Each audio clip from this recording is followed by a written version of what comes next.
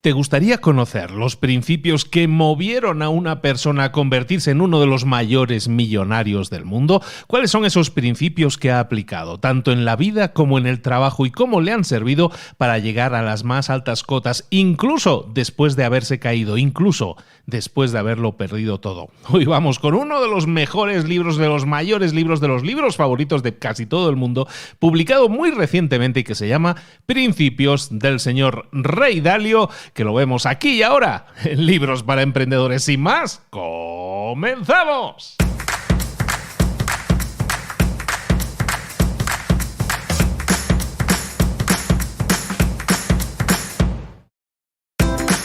Bienvenidos al podcast Libros para Emprendedores. Para alcanzar el éxito en cualquier negocio que quieras emprender, debes formarte, debes estudiar, aprender para emprender. Y para ello, no hay nada mejor que un libro. En el podcast Libros para Emprendedores te ayudamos de tres maneras. Primero, seleccionando los mejores libros del mercado para ayudarte a emprender, a mejorar en tu emprendimiento. Segundo, te ofrecemos gratis un resumen de los puntos más valiosos explicados en cada libro. Y tercero, te damos finalmente pasos a seguir para poner en práctica todas esas lecciones aprendidas y así poder acortar tu camino hacia el éxito. Ya sea marketing, ventas, liderazgo, emprendimientos, mentalización, vamos a analizar lo mejor de los mejores libros del mercado y te lo vamos a dar todo bien masticadito y listo para ser aplicado. Soy Luis Ramos, empresario y emprendedor, y voy a acompañarte, si me lo permites, en este camino. Sin más, comenzamos. Muy buenas a todos y bienvenidos una semana más a Libros para Emprendedores. Aquí estamos de nuevo con un super libro, el famosísimo Principios de Ray Dalio, publicado en el año 2017. Y bueno, y ahora vamos a hablar un poquito de él, porque es un libro que se divide en tres partes. Te voy a tocar las partes que yo creo que te pueden afectar principalmente, aquellas que tienen que ver con principios que sean súper aplicables. Pero recordarte, sin embargo, antes de empezar, que este libro y muchísimos otros los encuentras en Gandhi. Gandhi es la cadena de librerías más grande de México y es la cadena de librerías en la que además estamos colaborando, nos han permitido estar ahí. Y oye, tenemos una página propia. Si te vas a gandhi.com.mx/libros para emprendedores, gandhi.com.mx/libros para emprendedores, vas a ver la mayor selección de libros que te pueden ayudar en tu camino emprendedor y más libros que vamos a ir añadiendo, porque me voy a encargar personalmente a partir de este mes de abril de la selección de todos los libros que haya ahí en Gandhi. Recuerda, en gandhi.com.mx/libros para emprendedores vas a encontrar todas las herramientas que necesitas para despegar, para disparar tus resultados en tu emprendimiento. Y ahora sí, el libro Ray Dalio, Principios, uno de los más famosos libros que podemos encontrarnos hoy en día. Un libro que menciona a todo el mundo y con mucho motivo. Es un libro grande, ¿eh? También te aviso, si lo quieres leer, te va a tardar un ratito en leer, pero vale muchísimo la pena, porque lo que estamos haciendo es entrar en la mente de uno de esos grandísimos millonarios y cómo ha construido un gran imperio. En este caso, en el tema de las inversiones. Es presidente de un fondo de inversión de capital riesgo que se llama en español, que es uno de los más grandes del mundo, que se llama Bridgewater. Bridgewater es un fondo de inversión de 160.000 millones de dólares. Para que nos hagamos una idea, eso es lo que están manejando. Tiene 1.500 empleados y Ray Dalio lo ha construido desde la nada. Era un señor que era modesto y tuvo que trabajarse su camino hacia el éxito y nos lo explica. Y como te decía, el libro se divide en tres partes. En la primera parte, pues Ray Dalio nos explica su vida. No nos vamos a entretener en eso, porque aunque de ahí es de donde exudan todos los principios que vamos a ver en el resto del libro, la verdad es que es una biografía, y las biografías no creo que sean tanto de interés, o los gestos o las cosas que hizo, las decisiones que tomó. Es muy interesante que la puedas leer, pero zambúllete en él. Hacer un resumen de una biografía normalmente no es la mejor idea, pero sí podemos hacer un resumen de las otras dos partes del libro. Recordemos, sin embargo, que a nivel general, Ray Dalio es un señor que tiene ahora mismo 70 y tantos años, que nace en Nueva York, en Estados Unidos, y que se dedica desde desde pequeño a trabajar y siempre manifiesta interés en las finanzas desde pequeño. Con 12 años trabajaba como caddy, de estos que llevan los palos de golf en los campos de golf, y ahí aprendió mucho de inversiones escuchando a las personas a las que acompañaba. Luego empezó a invertir, le fue muy bien, pero luego tomó decisiones erróneas, lo perdió todo en los años 80, volvió a levantar la empresa de forma brillante y hasta el día de hoy, ¿no? Que se ha convertido en una de las grandes empresas de inversión a nivel mundial, uno de los grandes fondos de inversión.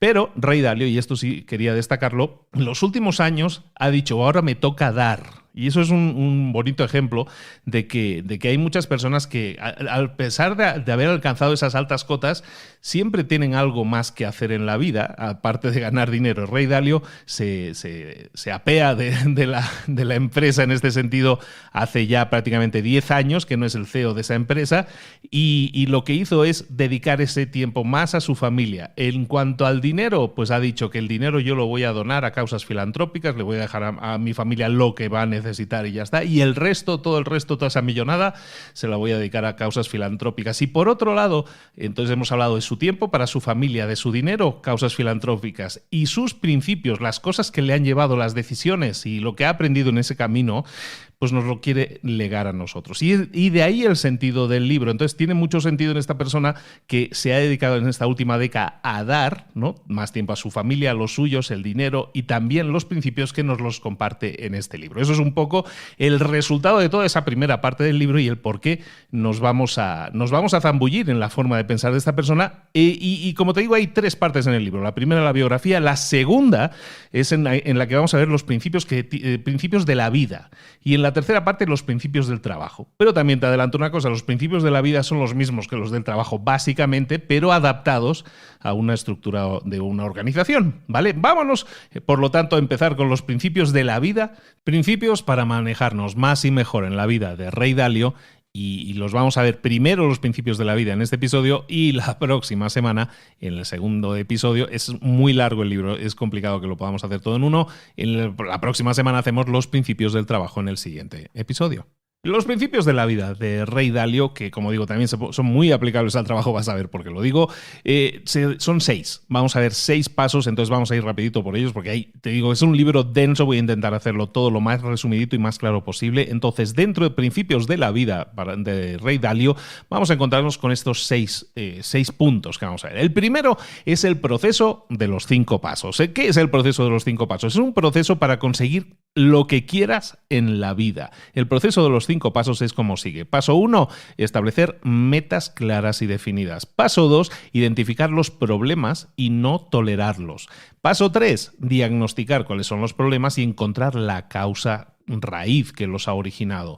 Paso 4, diseñar soluciones para evitar o cancelar esos problemas. Y paso 5, hacer todas las tareas necesarias para completar ese proceso. Aparte, es un proceso que se repite en bucle, es decir, nosotros establecemos metas, identificamos los problemas, los diagnosticamos, encontramos el problema raíz, diseñamos las soluciones y hacemos todas las tareas necesarias hasta conseguir esa solución. Una vez hayamos conseguido ese resultado, volveremos a repetirlo. Es como un bucle, ¿vale? Estos son los 5 pasos, el proceso de 5 pasos para conseguir, suena así muy elevado, ¿no? Casi muy exagerado, conseguir lo que quieras en la vida. Pero es un proceso mecánico en este sentido que nos permite abordar cualquier tipo de problema o cualquier tipo de meta que queramos buscar de esta manera, ¿vale? Entonces peinamos por encima de estos 5 pasos, este proceso de 5 pasos para conseguir lo que queramos en la vida. El paso 1, hemos dicho, es establecer metas claras. Y en este punto lo que hablamos es sobre todo de establecer metas que te obliguen a salir de tu área de confort. ¿Por qué? Porque ser audaz paga bien. Si tú estableces metas que no estás seguro de que puedas alcanzar o segura de que puedas alcanzar, entonces estás estableciendo metas que te van a hacer salir, te van a hacer esforzarte. Si las consigues, te vas a sentir totalmente realizado o realizada. En cambio, si tú estableces siempre metas que sabes que vas a poder alcanzar, es decir, yo quiero hacer esto, sé seguro que lo voy a poder hacer, eso no son unas buenas metas, no son metas audaces. ¿Por qué? Porque sabes seguro que las vas a alcanzar, eso es que no estás apuntando lo suficientemente alto. ¿De acuerdo? Entonces siempre tenemos que ser audaces. También en el tema de las metas es importante saber lo que queremos, pero también es importante detectar qué es lo que no queremos. ¿Por qué? Porque nosotros no podemos tener todo lo que queramos en la vida, pero sí podemos tener todo lo que deseemos tener en la vida. Podemos trabajar para ello, pero tenemos que también escoger qué es lo que no queremos. ¿Podemos tener cualquier cosa en la vida? Sí, pero no todo. ¿Vale? Entonces vamos a decidir qué es lo que no queremos. Muchas veces la gente, y este es un punto interesante, porque estoy profundamente de acuerdo con lo que dice en el libro, es un punto muy interesante porque hay muchísima gente que tiene miedo de decir no a las cosas, de decir, está bien, no me voy a concentrar en nada de eso y me voy a concentrar solo en lo que realmente quiero, en esto. ¿Por qué? Porque la gente siente que se está cerrando puertas, que se está cerrando opciones posibles y como consecuencia de eso establece demasiadas metas. No me voy a cerrar puertas, quiero conseguir resultados grandes en todas estas áreas.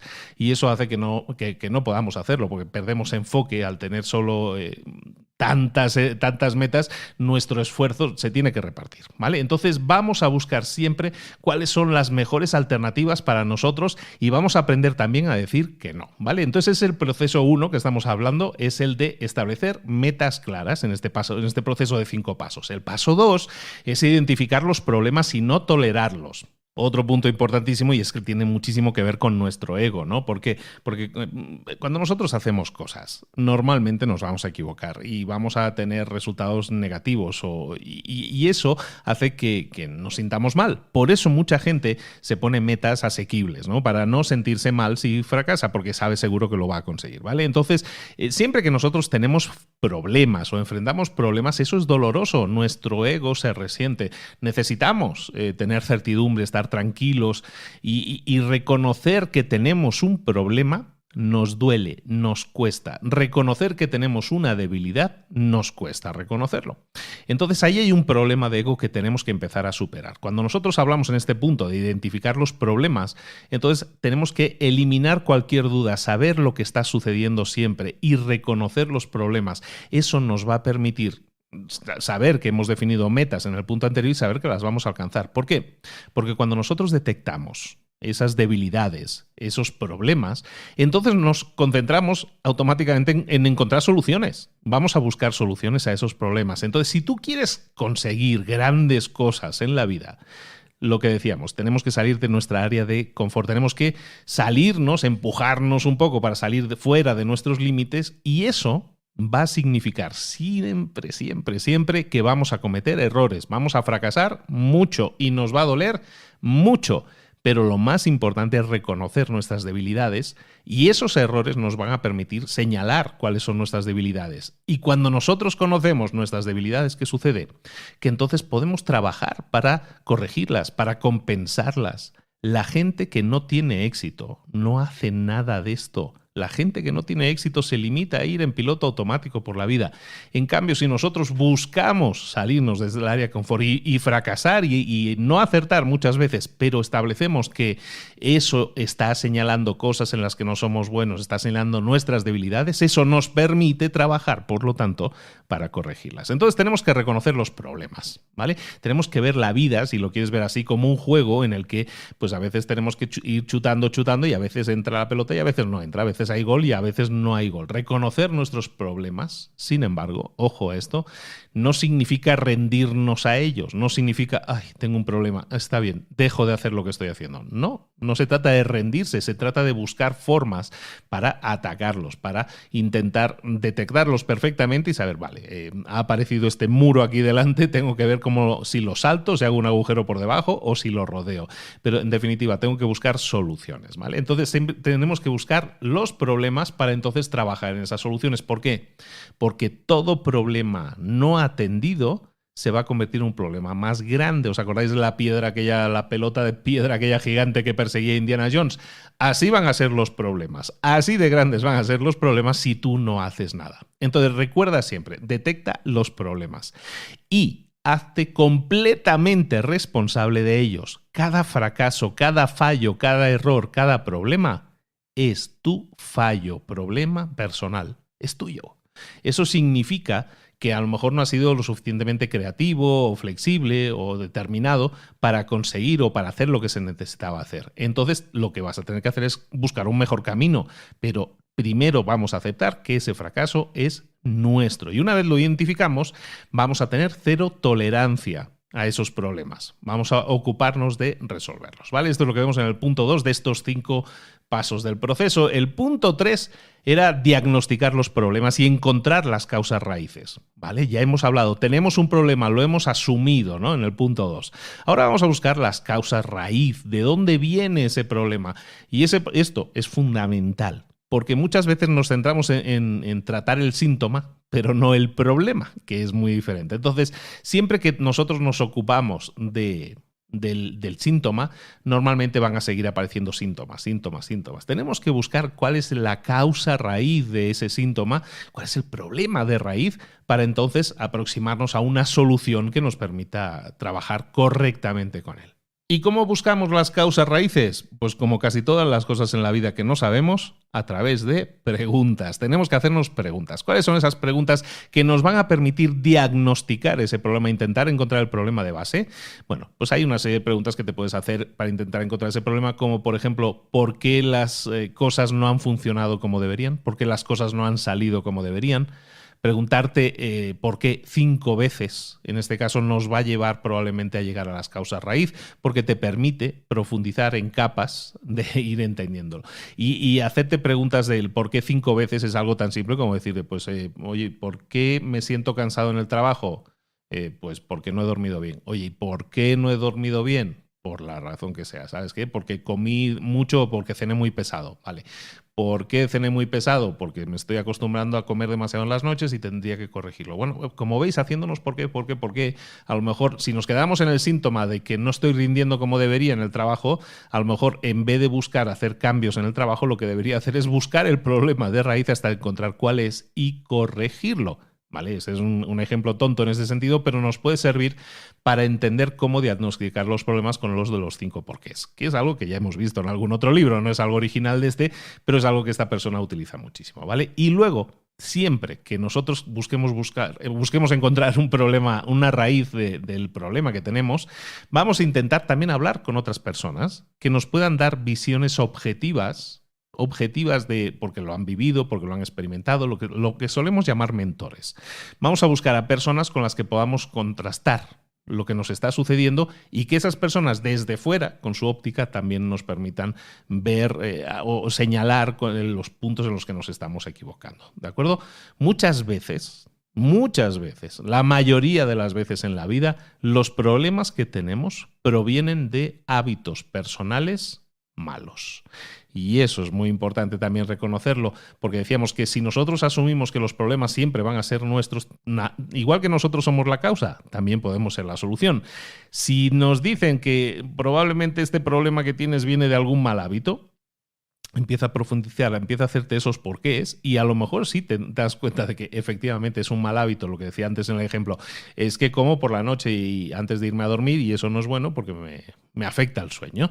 Entonces, algo tan fácil como reconocer el problema de raíz, en este caso, nos va a permitir eliminar esos problemas de raíz. Y como decíamos, si son hábitos, pues lo primero que tenemos que saber y entender es que ese hábito es malo para nosotros y lo vamos a eliminar. De esa manera podemos mejorar de forma radical nuestra trayectoria en la vida. El cuarto paso de estos 5 pasos es que diseñes soluciones para eliminar estos problemas. Y el tema de las soluciones, de diseñar soluciones, tiene mucho que ver con visualizar. Pero vamos a visualizar 2 cosas. Vamos a, primero, rebobinar qué es lo que ha sucedido. Recordamos que nosotros somos absolutamente responsables de todo lo que nos pasa, ¿no? Si nosotros aceptamos eso y hemos tenido un problema, un mal resultado, ¿qué es lo que vamos a hacer? Vamos a rebobinar nuestra propia película, porque sabemos perfectamente lo que hemos hecho. Vamos a hacer replay de toda esa historia para ver qué es lo que hemos hecho que nos ha llevado a estar donde estamos. Entonces, paso 1, vamos a hacer un replay, una repetición, una visualización de lo que es lo que hicimos que nos ha llevado a este punto. Y ahí ha habido a lo mejor decisiones erróneas, ha habido problemas con determinado personaje o con determinado producto o servicio. Lo que sea que te haya llevado a esa situación, tienes que detectarlo. Una vez lo hayas detectado, tenemos que pensar como si nosotros fuéramos máquinas y pensar si nosotros aceptaríamos nuestro comportamiento en una máquina. Por ejemplo, si tú sabes que uno de los problemas que tienes, detectas, y es que la verdad, cada 5 minutos estoy mirando el teléfono para ver si tengo algún mensajito o algo. Eso hace que pues, no estés concentrado o que no estés concentrada. Entonces, tomando ese ejemplo de tu vida personal de es que me paso mucho tiempo mirando el teléfono, me pierdo la noción del tiempo y eso me ha generado este problema. Entonces, pensemos si nosotros fuéramos máquinas, si aceptaríamos ese comportamiento. Por ejemplo, si tú tuvieras un microondas y cada vez que lo pones en marcha, cada 5 segundos el microondas se detiene porque va a ver su propio teléfono a ver si hay mensajes, ¿eso lo aceptaríamos en el microondas? Aunque sea un ejemplo muy tonto. Pues si no lo vamos a aceptar en el microondas, tampoco lo podemos aceptar en nosotros. Tenemos que ser conscientes de que los problemas salen de alguna parte que tiene que ver muchas veces con nuestros hábitos. Entendamos eso y entonces podemos solucionarlos, ¿vale? Una vez hemos visualizado qué nos ha llevado hasta aquí y hemos detectado ese problema, la segunda parte de la visualización es diseñar una solución, diseñar un plan. Vamos a pensar en ese plan que vamos a desarrollar que nos va a permitir obtener el resultado que queremos, la corrección del problema que queremos. Y eso significa verlo, visualizarlo como si estuviéramos viendo una película, con personajes y cada personaje actúa o lleva a cabo una serie de acciones que llevan a un determinado resultado.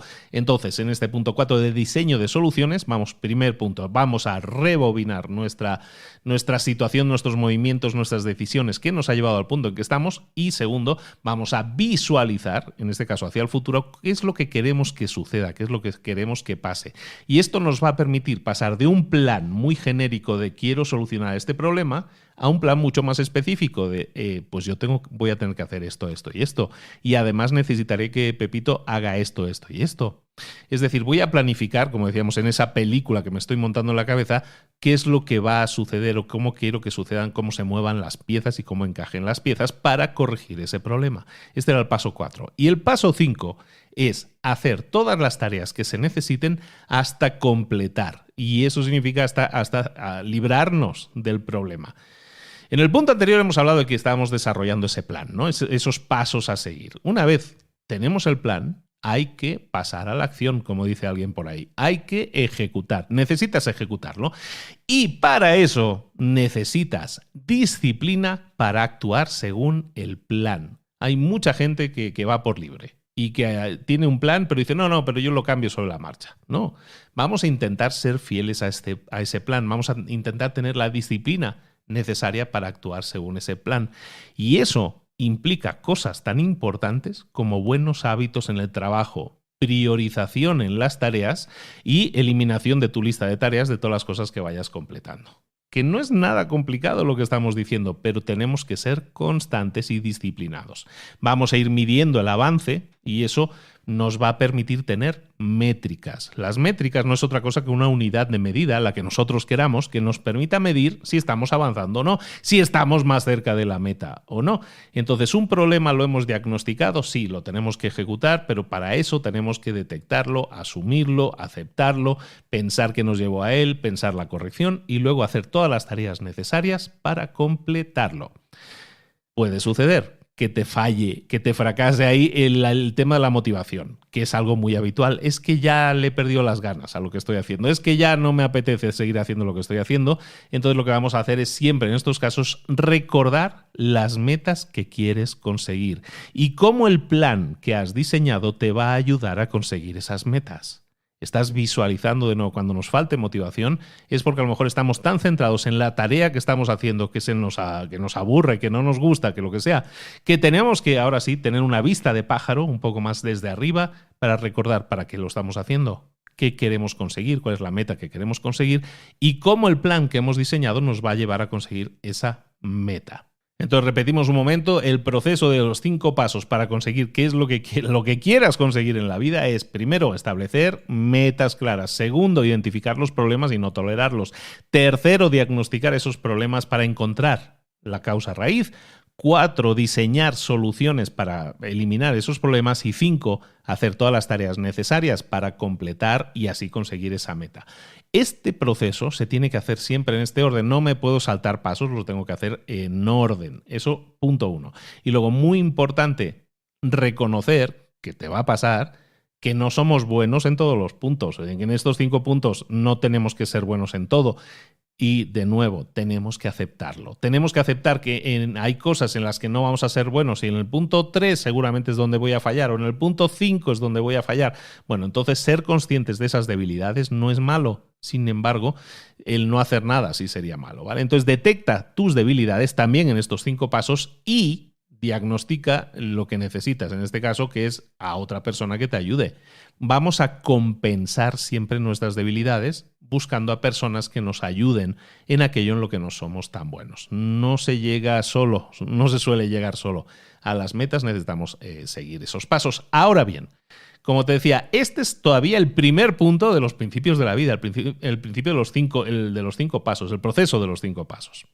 Hay 5 puntos más. Vamos a ellos, seguimos hablando de principios de Ray Dalio, principios de la vida. El principio número 2 es aceptar la realidad y la búsqueda implacable de la verdad. Y si tuviéramos que hacer un resumen del principios de Ray Dalio, en un resumen de una frase, el resumen sería: vamos siempre a intentar encontrar la verdad. Esa es la línea de trabajo que vas a respirar en todo este libro, por muy grande que sea, es la búsqueda de la verdad. Normalmente cometemos errores, a veces pueden ser errores financieros o de cualquier otro tipo. Entonces, las mejores decisiones que nosotros podamos tomar siempre son aquellas en las que apartamos nuestro ego, dejamos nuestro ego de lado y buscamos implacablemente la verdad. Y eso va a significar adoptar toda una serie de mentalidades con las que tenemos que trabajar. La primera, lo hemos comentado antes, reconocer cuáles son nuestras debilidades. El segundo, estar abierto a las opiniones de otros. Tercero, preguntar constantemente qué es lo que falta. Y cuarto, poner a prueba nuestras ideas. Importante idea que tenemos que tener siempre en mente es que en cada uno de nosotros hay 2 personalidades. Hay una consciente y una inconsciente. Y cuando nosotros estamos hablando, como estamos hablando en este punto, de la búsqueda de la verdad, de la búsqueda irreverente de la verdad, nos vamos a encontrar que hay nuestros 2 yo están luchando.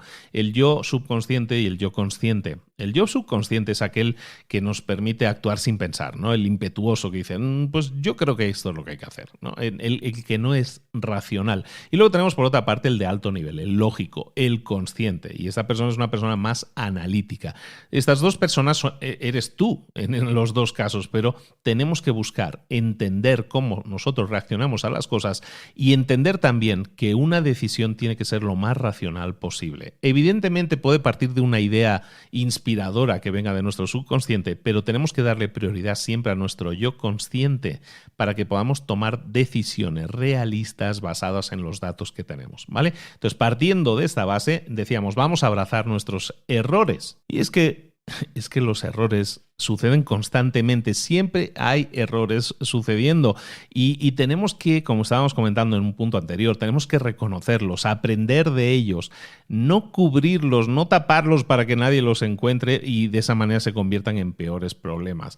Muchas veces nos pasa con la educación de los hijos también, que intentamos prevenir el dolor, que no sufran, que evitarles cualquier sufrimiento en este sentido.